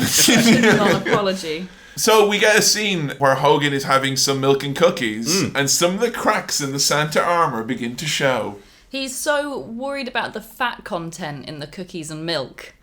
And the elf guy's getting all pissed off with him because he's starting to show through his non-Santa. Yeah. I mean, Santa Habits. clearly loves milk and cookies. The cookies look like pretty rubbish though, because Hogan bit into them and they were a bit solid. They're orphanage cookies, mate. I'm sorry I have to do this. I know this isn't How2 Wrestling, but it did remind me of Taste of Tennille. Oh, Constant absolutely. reminder of the whey protein powder, muscle egg. Yes, absolutely. content in everything. Hugely so. So, as Hogan as well eats the cookie and drinks the milk, we are treated to the music from 2000 A Space Odyssey, or 2001 A Space Odyssey, aka Ric Flair's entrance music, as Hogan slowly brings the milk up to his mouth. Dun, dun, dun. Dun, dun, dun, dun, dun, dun, dun. Now, out of context, we thought that clip would be very funny because you've Yeah. got the elf just going fucking apeshit as he realises that his fingerprint is on it. I am 100% uploading that clip Okay, out of yeah. context onto YouTube later this week. I mean, the whole film's on YouTube already, so you won't get anything. Exactly. Yeah. Then they all leave, and the blonde girl kisses him, Blake, Aw. and he visibly freaks out. I don't know if you noticed that. Hmm. And then he seems to fantasize about the kiss as he pulls this really weird face. He's maybe seeing the responsibility of being Santa. It's not just all glamour. You get to kiss children as well. not He all milk and zones cookies. out, and then Elf Guy is all trying to get his attention, but he's too busy thinking about the kiss from the little girl. It's just really creepy. Yeah. So we get a little bit of a line which basically explains that Hogan didn't like wearing the beard in every scene, so doesn't want to film with the beard in every scene. So he's Yeah. like, yeah, I don't have to wear the beard in every scene. Everyone's like, oh, that's okay for me. You don't have to wear the beard in every scene. Because Mrs. Claus says it tickles, and that's justification for not having a beard. Done. Hogan's got new gear as well. Yeah, because Mila Kunis has made him a muscle outfit. So she's obviously the handy one as well. She's got there's a third fucking very skilled gimmick. child. I feel very weird about that as well. The fact the richest man in 10 states is getting orphan children to make his clothing for How'd you him. become the richest man in 10 states? Ain't from buying clothes. Child labour. Easy peasy. Hogan's new gear. I had a good think about this. I was going to try and think of something witty, and then I just gave up and said he looks like a fucking idiot. He does look like a because he's got like wrestling tights on. He's got like the skin tight leggings. I'm really impressed that they managed to find a pair of leggings that fit a man who's 6'8". That's impressive stuff right there from Hogan. So the elf gets taken away to the baddie. It's a betrayal in the making. He gets kidnapped and they talk to him through what I assume they predict what Skype is going to be. Yeah. Because he's on a telly given out to him. Is this some alternate reality, like distant future, where they've got the only two things that are futuristic are the thumbprint ATMs that knows your name and the big telly Skype that they've got. Yeah. Easy peasy. Then Elf Guy tries to, he nicks Hulk Hogan's milk glass, which is, we find out that's why it's so dramatic, that scene where he watches Hulk Hogan drink milk, and he tries to scan the thumbprint thing with the milk glass. Not how it works. Because I didn't get it in the actual slow motion scene for a long time. I was like, what the happy is happening? He's really glad because he was worried about that fat content. Yeah. He's getting his protein. You can, in a lot of scanners, if you photocopy the thumbprint, it will work. Yeah. And a lot, even quite modern ones, it will work. What? Yeah, it's true that they just pick up on the different the patterns. But a glass, it wouldn't work. But the glass does work. Like it scans the glass, but it's the wrong thumb. Wrong thumb, dickhead. Fuck's sake. So Hogan decides he's going to go pay a visit to the young girl inside of a church. And I was wondering, given the fact that this is very Santa heavy, if they were going to kind of nicely skirt around the whole Christianity elephant in the room. Because let's face it, that's some awkward shit right there. Hogan dressed up like an S&M Santa, talking to an orphan in a church seems tasteless to me. It seems really sad because she's talking about how her mum died and how she was taught her some song that she's singing, and both her parents are dead, and it's really, really sad. And there's Hulk Hogan busy scratching himself in his Santa outfit, looking a bit like a... Tries to sing with her as well. She said something about fairies or something. I can't She's remember like, what. the windows over here, if the fairies are working, then the windows will wide up. I can hear it through the cute voice. Hogan starts singing with her, and then the windows just started lighting up all gloriously, and I was expecting to come back down and go, wow, I guess there was some magic left in those. Nope, next scene. Next scene, straight away. Next scene. What? What's going on? Shut up, next scene. Hulk Hogan fights a doctor. Yeah. Now, the Doctor baddie is really good. I really like him. He's the most convincing character. Yeah. Absolutely. The Doctor character, though, doesn't feel like he should be able to go toe-to-toe with the muscular specimen of Hulk Hogan. No. I want Hogan to look strong in this movie, and this guy, he gets too much in on Hogan. Yeah. There were some great one-liners in this, though. The patient suffers from tummy ache, he says as he punches him in the gut. Boom. And a splitting headache. And then he punches him in the head to give him that. And then he says, take 2 of these in the morning, brother. And he gets the dictaphone and he shoves it in his mouth. But he didn't actually do it.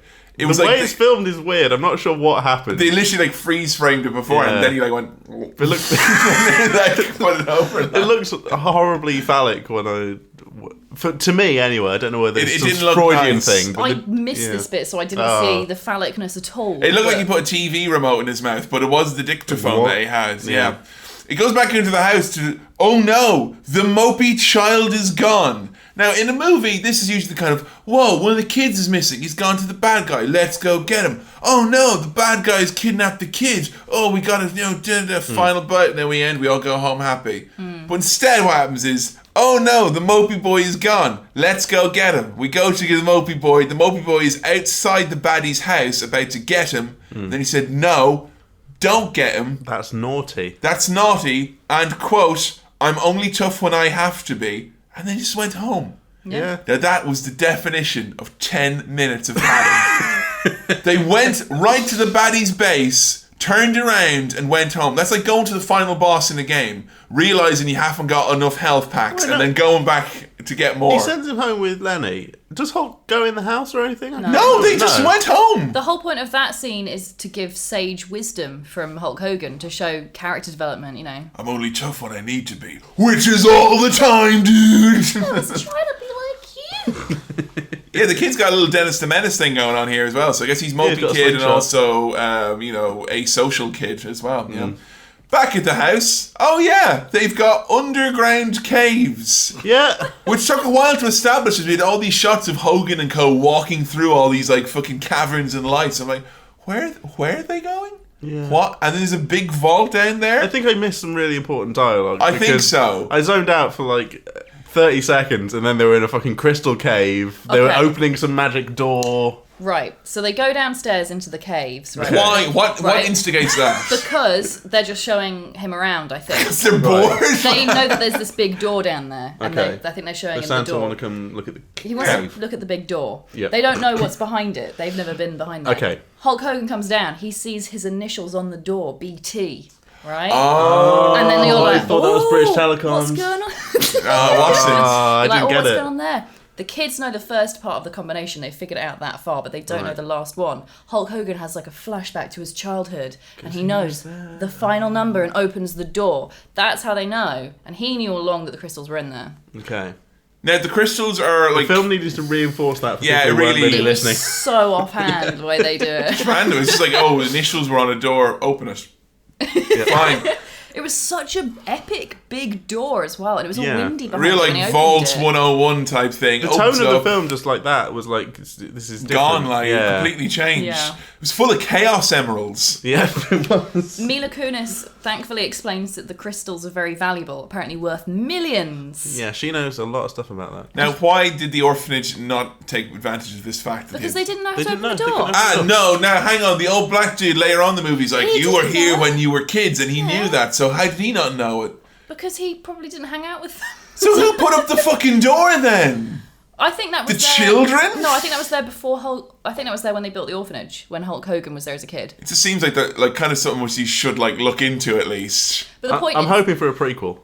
I mean, yeah, like go Explain back. What the fuck? What was before going that. on there with the crystals? the point is, the crystals are full of electricity, Yeah. and the kid drops one and it explodes. Windows Movie Maker explosion. Yeah, and I was sitting there, I was really wondering, kind of going, oh, is this going to be one of these things now where they're going to talk about like crystals and light and energy, which are all areas of science that I'm at best fuzzy on. I love that kind of science where it's just like you mix light and water and energy and then something magic happens and that's all the science there's to it. Yeah, I think it was some point later on in the movie when they broke off the crystals and started using them as lightsabers. I'm like, yeah, this probably isn't rooted in solid physical, geological science at all. Yeah. Hogan has his much anticipated moment of self-doubt where he's like, who am I, brother? Why am I here? Am I even Santa Claus? And before he has much time to process that, the Doctor literally shows up to fight him again. Yeah. On his own! Another Doctor fight. The only guy who's not got superpowers. He's literally the man's physician. And he's showing up with a brave look on his face to fight Hulk Hogan over, like, right to the front door. Ding dong, hello, fight, fight, fight. There was wow. a really good comment here that Ebner said. Abner? I don't know how you pronounce his name. He says, when I want your opinion, I'll have it surgically removed. Boom! Boom, boom, boom, boom. So good. Also, Elf Guy gives Hulk Hogan his clothes back at this point, right? Yeah, he does. Telling him where he found them to stoke the flames of self-doubt. Yeah. Saying you were dressed up like this, you know, you could have been in trouble or something. Which means he's been carrying around Hulk Hogan's blood-soaked outfit for like 3 days. Quite some time, like. Yeah.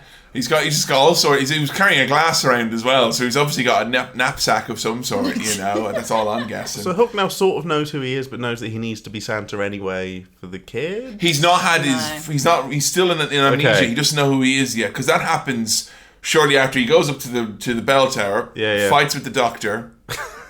Toe to toe with the physicality. Another Yeah. good line, Santa, you slay me, from the Doctor. Boom! It's Yeah, Christmas. wonderful. Oh, I love him. So Hogan beats him up and then falls off into a big rubbish. Whoa. He doesn't fall off. A robotic Santa pushes him off the roof. Much more serious, Yeah. of course. So he falls off into a big old pile of rubbish. Santa's losing to a jobber here, really. He is. Okay. Hogan would never This is never going to happen in IRL with Hogan. So Hogan gets jobbed out by the Doctor, and he's lying in the rubbish, and he sees a Blake Thorne product, And he's like, oh. That's who I am. And he awoken in his cavernous mansion by characters you've not seen since the first scene in the movie. Yeah. And it's like, oh, it was all a dream. It was all a crazy roll. dream. Great escape theme. What really confused me here was that he immediately remembered about the orphanage. He picks up the phone. Yeah. And like the lady from the orphanage is like, it's the baddies who have tapped into the phone, but they've somehow made it so the lady from the orphanage is like, oh, you're sick. I want nothing to do with you. They're just using a little dictaphone as well. They're not using any real fancy technology. He pulled it out of his mouth. Was there a scene earlier where she said all this disparaging stuff and they recorded it? No, I think they must have technology they had her tied up or something and made her say it. I don't know what. I don't That's know how they never did that. explained. Because they showed it. It was like the sexy electricity lady and the Trump man were like both on a phone, and then it cut over, and then the doctor was on a phone, and then it cut again like someone else on the phone with a dictaphone. So they're all like linked up, and I expected the end of it just to be someone with like a handkerchief over the end of the phone just speaking normally, like, and then it comes out as the woman's voice because they've distorted it. It's recorded from a scene that's obviously not there. Yeah. Of Did it them get cut? forcing her to do it? Maybe. I don't know. I'm willing to say, in Swirl, we usually try to avoid speaking so we can like try and pick up all the plot and not have any of this. 2 or 3 times in this movie we got lost. Yeah. And we are not children. We are grown-ups with flats. We are grown-ups with flats and national insurance numbers, and we didn't know what was going on. I was taking extensive notes throughout this film as well, literally like 10 pages, and I have no idea. Joe's notes are longer than the probable script of this movie. Yeah. And this is Yeah. Joe who read the synopsis. Yeah. Joe knew about this is Joe who knew about the movie beforehand. You can lose know? the plot when you know what the plot is. You can still get completely lost. So it's Christmas Day, and this lasts for some time, but the scientists... There's no big fucking deal about Christmas Day. No one's like, yeah, it's Christmas. No, it's no, another don't give a sunny shit. day Yeah. in fucking They're all California. Really sad. Yeah. The people in the orphanage. They It's have a no regular reason day. to celebrate. They didn't. No one opened gifts. No. Why would they? They're in an orphanage that's about to be shut down. They're not really guess. celebrating. And on Christmas Day, the evil scientists break into the orphanage, and like a bunch of fucking arseholes start spraying links everywhere. Yeah. Elf guy is still there at the orphanage on Christmas Day, which is really sad. Yeah, he's got nowhere to go. Like, Literally nowhere else to go. so the evil plot is revealed, which is he's been buying all these shoe shops and orphanages because he's basically like, it's like those evil people on Minecraft servers who find out where all the diamonds are and they set up shop there. He set up shop over all the rare crystals so he can make all the enchanted objects. And he's going to make the orphans do his mining for him. Yeah. Now, that's a great idea in theory, except there's 3 children, one of which is really small. It's going to take a long time to get those crystals. I mean, you might be better off, going to, making a few more orphans or something. I don't know. There's not enough for this business plan. Luckily, that never gets taken any further. I don't think the children are ever sent down They into get the hats mine. put Puts a on. hat on them. They put the hats on, Yeah. and then in the next scene where you see the kids, they don't have the hats on anymore. Hats They're are in like a kitchen. I mean, you can just They're see, you can see all the wacky evil scientists in their wacky get-ups on Dragon's Den pitching this, and it's like, we got our business plan, we're going to buy all this property, and then Duncan Bannatyne's looking at the business plan going, you've got 3 orphans, that's nae a business, and he's oot, he's straight oot because of that. They've really overlooked this here. So Hogan decides to wake up, get himself together, and even though he's Blake Thorne, he's going to save them all anyway. Yeah. He's eating breakfast slime. It looks like an old... Sick. It looks like sick mixed in with grey, isn't it? It's grey slime. It's gruel. And there was a red sphere there as well. It was like a red ball. I think it was an apple. It was way too spherical and shiny. It looked like a clown's nose. Well, in America, Red Nose Day is on Christmas Day, so he was just still got... Not even my clown makeup can cheer me up, dude. The chef comes out to attack him, and Blake's obviously not feeling Not it. feeling it, like. And the chef says, "But he loves to hit me." Yeah. It's great because all the guys from the first scene of the movie now become pivotal characters with their own names and So modes. that scene was important. It was. Yeah. You should have paid attention. Because now he's got some cronies. They all get, and it's just like a repeat of the scene from the first movie because they all get, from the It does seem like 2 movies. It does, doesn't it? It seems like a different movie. It's repeated the scene from the start of the movie where they all just get in to the paintball vehicles and they get chased by police again because, terrorists. Same policeman. Same policeman, except this time they get attacked with ingredients from Taste of Tennille.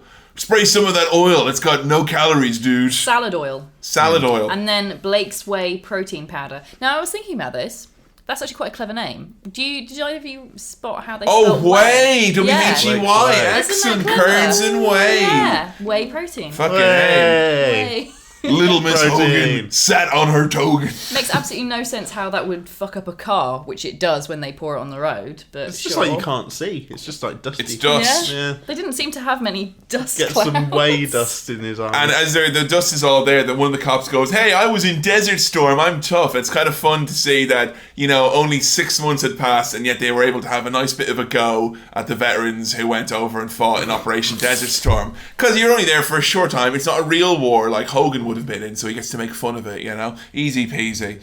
They get chased by the police some more. One of the police has a bazooka. Fucking Yeah. hell. Just takes it out of his car, just carrying that around just in case. What was that going? And And then it gets shot into the other police. he managed to shoot another policeman. I'm not sure how that... It was very, they managed to Photoshop the missile, if Yeah. that makes sense.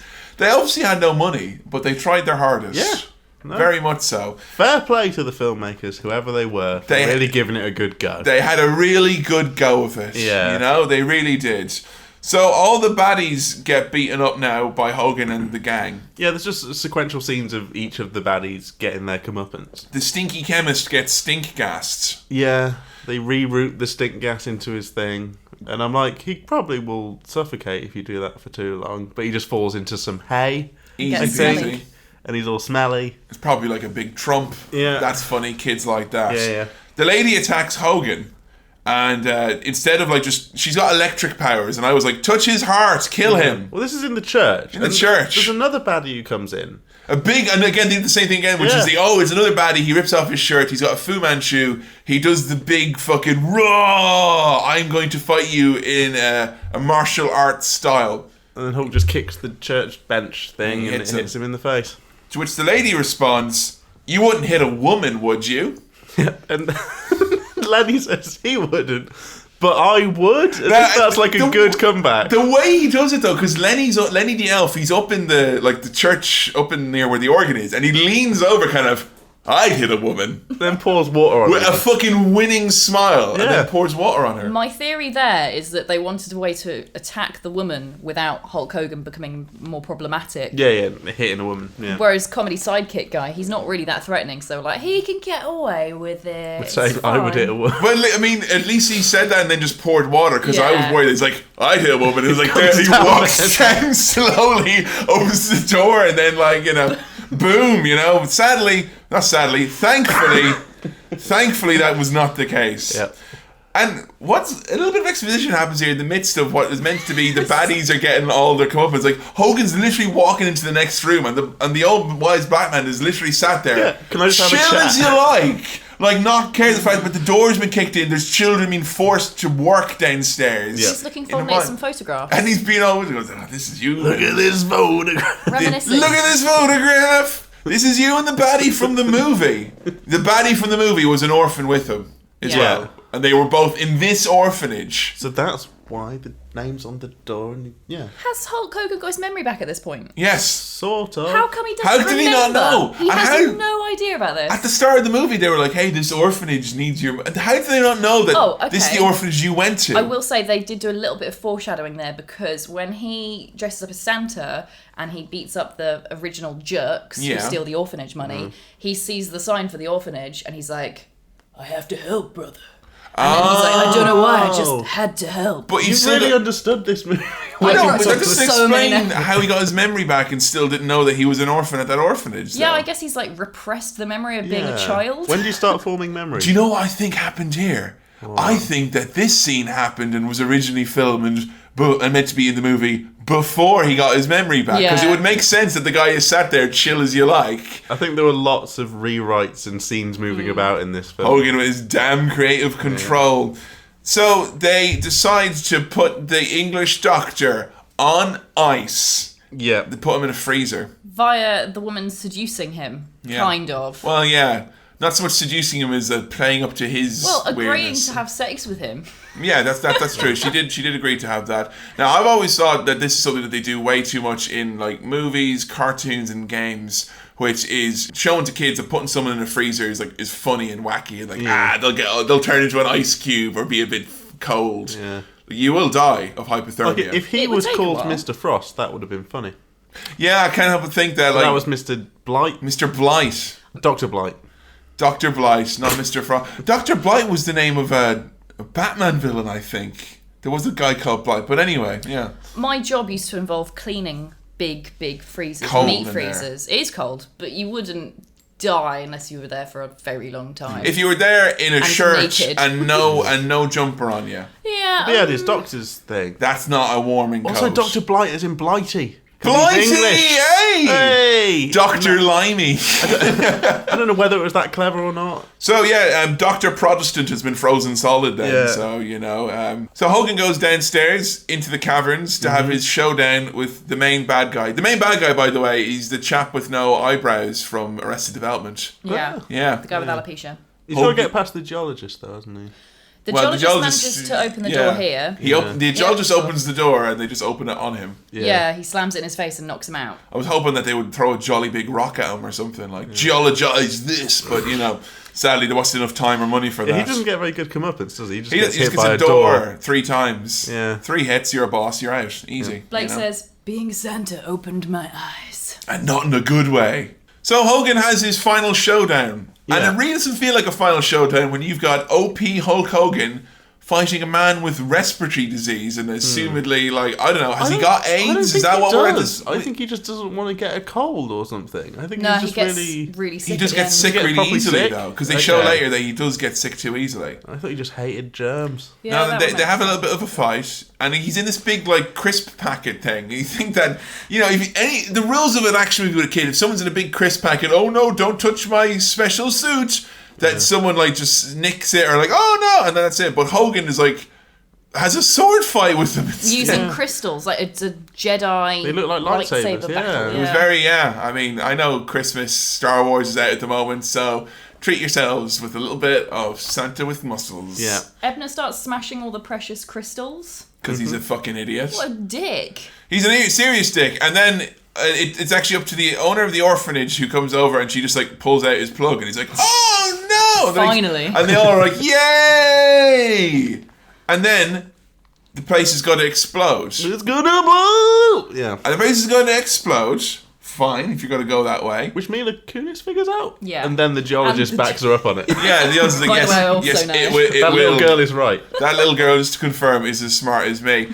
Now, the guy who spent the entire movie trying to avoid any contact with germs or the air at all, just totally chill, walks outside with him, no Yeah. bother, doesn't care. Yeah. Fine. That's the one character trait that he actually had, Yeah. and he didn't follow through with it. No.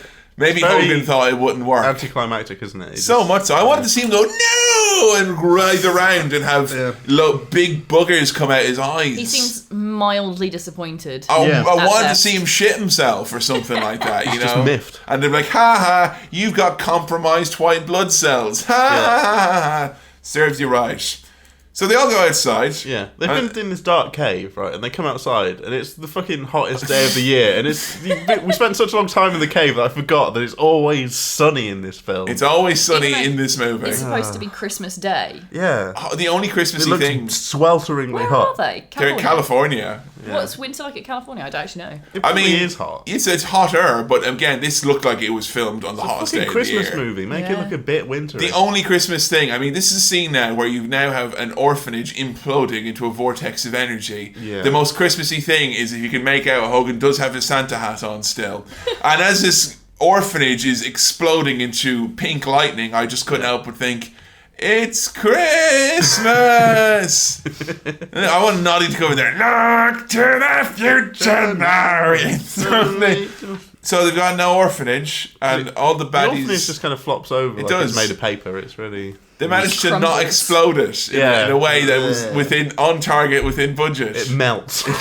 Right, if this crystal underground thing is all throughout the neighbourhood, should have like blown Ebner up, says, yeah. everything should have been destroyed, not just the orphanage, right? Yeah, the shoe shop would have been kaput as well, I would have thought. Yeah. So they arrest all the baddies because they're baddies. Yeah. And then they, but we don't have an orphanage for the... So he makes his house an orphanage. Yeah. And in the last scene, There's loads of orphans. Hogan made a load of orphans for them to hang out with. He killed a load of parents. Killed a load of parents. But what I love about the fact that his mansion, we didn't see this earlier, but he apparently has a fantastic, wonderful view of a nearby co-ed prison. Yes. Where the villains are conveniently being kept. And I like as well, just the consistency that the lady in as well had a sexy prison outfit. Did she? And her high-heeled boots. Oh, for fuck's How nice of them sake. to let her not only go into a man's prison, but dress provocatively and give her kick-ass boots. At least they're letting orphans just have lots of fun by watching them in their telescope. I'm just saying, all these kids are going to be down there looking at her through a telescope, and there's nothing that she can do. That's horrible. It's gross. A lot of kids there are going to have their first ever sexual awakening probably through that telescope. Lenny's still living in the orphanage. He's cool with him. Like, he's just there That's now. what he does now. Yeah. Fine. Still dressed as an elf as well, isn't He has the hat. Like, he has the hat. He's just down to the hat. Yeah. Right. Oh, and at some point, Lenny gives Hulk his money back or something. Yeah, he did. He gave him the money back. Doesn't fucking matter. Because he's nice. Because it matters. cares? And the movie ends with Hogan throwing his Santa hat onto. It's like a bush that's been cut in the shape of I don't know what it was supposed to be. You went, it's a reindeer. And I said it was a reindeer. You said it was a reindeer, and then Hogan throws his hat in it, and I just went, what the fuck is that? Yeah. And then the credits roll.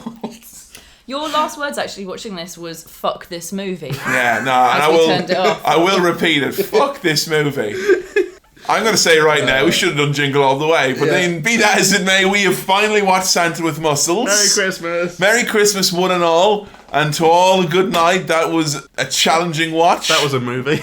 That was a movie, and I'll honestly say there are movies that are so bad they are good. Not this one. I don't know what you guys' thoughts were, but I would definitely say, unless you've got a podcast to record, that this movie is one. I would totally watch it again. What did you like about it? I'd totally, if I was like at a party with friends and we wanted a silly movie to watch, I'd suggest this because it's wacky and fun. I guess it's because it was so, like, not Christmassy. Yeah. It was so not Christmassy. That's like okay. It could have been because it was like any other Hogan movie. Yeah. Amnesia thinks he's like Mr. Nanny is this exact movie, except instead of Santa, he thinks he's a nanny. Right. You know, it didn't have to be Santa. I thought maybe that's why. What do you think, Sam? To me, it wasn't shit enough that it was funny how shit it was. Like, I didn't have big laughs because it was such a rubbish movie. It was nearly okay, but it was just a bit. Hogan wasn't shit enough. No, he wasn't. He was okay. Terrible. That's the thing with Hogan, because I mean, like, if you watch something really low rent with like a Dolph Lundgren or a Jean-Claude Van Damme, they can hardly fucking speak. It the wasn't language. an embarrassing performance. But Hogan was a solid 3 out of 5. Yeah. You know, he showed up. He read the script, he learned all his lines off, he knew them all, and he said them all. He had some muscles, and he was Santa. And he was you Santa. Can't fault him on that. I mean, I'm not sure what we were looking for. We got what we were advertised. We did this to ourselves, really. What were you expecting? I'm not sure. No. Something else. Highbrow, like, statement on Christmas in the modern day. Like, I think that there was just... Maybe because there wasn't very Christmassy music in it. I mean, it's possible to make a movie seem more Christmassy. an extended metaphor on the War of Christmas, maybe you were expecting. And Hogan just comes up at the end. He's like, I don't care what anyone says, brother. Merry Christmas. Wink. Ends. Another you know? Oh, no, wait, no. No, that's a different one entirely. You've... Christmas, So, Sam, if you were to give this a how-to wipe rating, what would it be? I'd give it how 2 wipes out of 5. Bah humbug. You've heard it here first.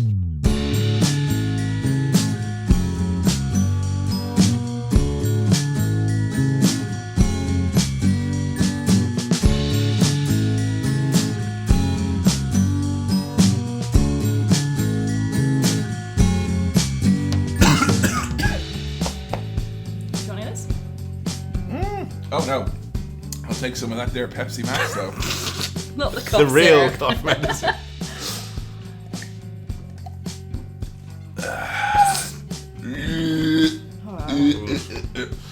I mean, Christmas is obviously a special time for movies and whatnot, but Sorry, you just spat all over my how did that get over there? Oh, Jesus. Wow, that's some distance. It's a Christmas miracle. How did that even happen? I coughed like that. I have no idea. I saw it go onto my screen. Oh, Jesus. I gagged. That is not the worst one ever. I'm gonna get you some. I just put it somewhere in my flat. There was one time we were doing the Edgeware podcast, and Adam laughed so loud. Like a bright green, like torpedo-shaped snot flew out of his nose and went all over Billy's lap. Like it was huge. And it was funny because it was a really big joke, and it was, and we were all like, there's this huge hysterical laughter, and all you hear was Billy going, "Oh, for fuck's sake, dude!" Because there were chords as well, so it really ruined it. And I had to edit it, and it was really awkward because it was like ha ha ha ha, because like nothing cuts the mood quite like someone. It's not fun. Yes. Genuinely, I was worried I was actually going to be sick there. I'm sorry. Actually, yeah. Can you wipe my screen? Honey, I love you, but that's the worst interruption ever. It just feels weird. It was really. Do you want some cough syrup? Joining in. That's it basically. What the fuck did I write there? Don't know. Glass.